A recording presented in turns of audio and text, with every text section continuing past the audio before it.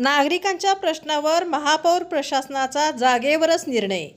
भटकी कुत्री, नालेसफाई, पाणीपुरवठा, रस्ते आणि अतिक्रमणावर तातडीच्या कारवाईचे आदेश।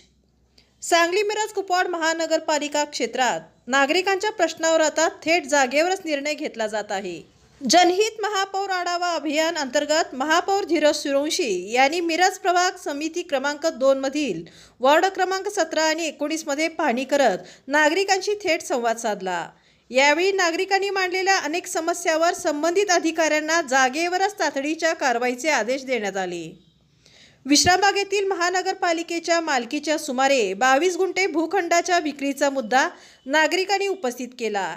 याची गंभीर दखल घेत महापौरांनी कागदपत्रांची तपासणी करून जागेवर महापालिकेच्या मालकीचा स्पष्ट फलक लावण्याच्या सूचना दिल्या।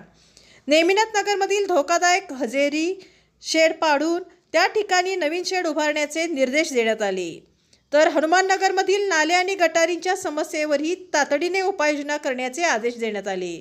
शहरातील भटक्या कुत्र्यांचा प्रश्न देखील यावेळी ऐरणीवर आला। नागरिकांच्या सुरक्षतेच्या दृष्टीने दोन्ही शिफ्टमध्ये भटकी कुत्री पकडण्यासाठी प्रभावी नियोजन करण्याचे आदेश महापौरांनी प्रशासनाला दिले। याशिवाय नालेसफाई, रस्ता स्वच्छता, घंटागाडी वेळेत न येणे, अतिक्रमणे, घरपट्टी, गढूळ व अपुरा पाणीपुरवठा, पथ दिवे आणि पार्किंग अशा विविध समस्या नगरसेवक आणि नागरिकांनी मांडल्या।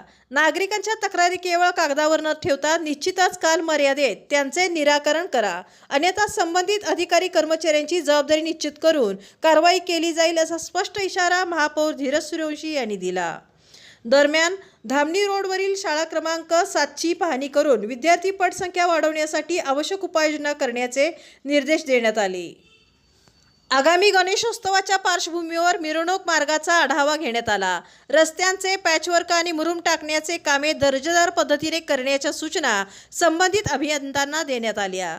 जनहित महापौर आढावा अभियानाचा पुढील दौरा 24 ऑगस्ट रोजी प्रभाग समिती क्रमांक 1 मधील वार्ड क्रमांक 12 आणि 14 मध्ये होणार आहे। नागरिकांच्या समस्या जागेवर जाणून घेऊन त्यावर जागेवरच निर्णय आणि तातडीची कार्यवाही महापौरांच्या या अभियानामुळे नागरिकांनी समाधान व्यक्त केले आहे।